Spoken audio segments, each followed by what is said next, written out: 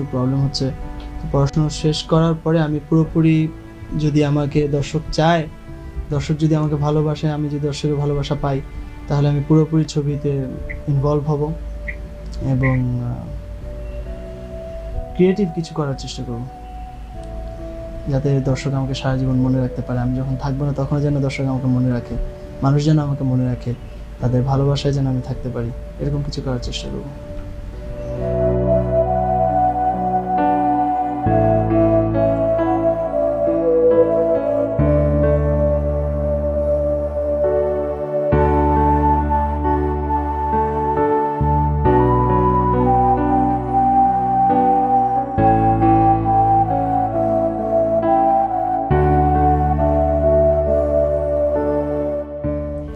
সবাইকে আমি অনেক ধন্যবাদ জানাচ্ছি এবং তাদের কাছে আমি অত্যন্ত কৃতজ্ঞ থাকবো, কারণ জীবনের প্রথম আমি ছবিতে হিরো হিসেবে আসছি এবং প্রথম ছবিতে তারা আমার সঙ্গে কথা বলতে এসেছেন, তাদের ভালোবাসা আমাকে দিয়েছেন, তার জন্য তাদের কাছে আমি কৃতজ্ঞ থাকবো।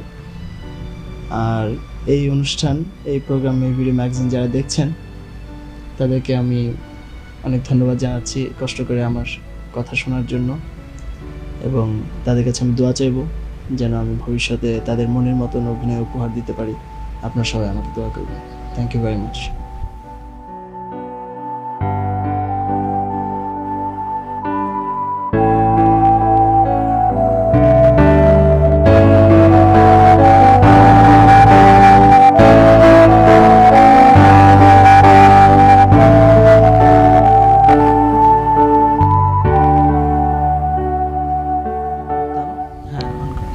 আমি যখন ছোটোবেলায় অভিনয় করতাম, আমার অ্যাকচুয়ালি আমি মেইন অভিনয় হাতেখড়ি আমি পাই, বা আমার অভিনয় উৎসাহ আমি পাই আমার নানার কাছ থেকে।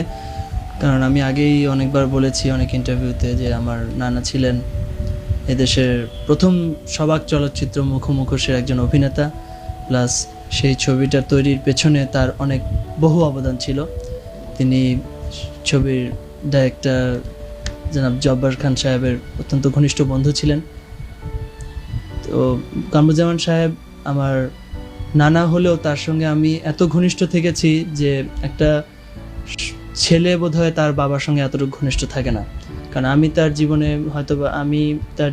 আমার জীবনে বেশিরভাগ সময় আমি তার কাছে কাটিয়েছি, এবং তার কাছ থেকে আমি মেইনলি আমি অভিনয়ের সব কিছু শিখি, এবং অভিনয় সম্পর্কে আমার যে উৎসাহটা জাগে সেটা আমি তার কাছ থেকেই পাই। এবং তিনি আজ বেঁচে নেই, আমি আজকে এই ছবিতে অভিনয় করতে এসেছি। তিনি আজ বেঁচে থাকলে হয়তোবা অত্যন্ত খুশি হতেন।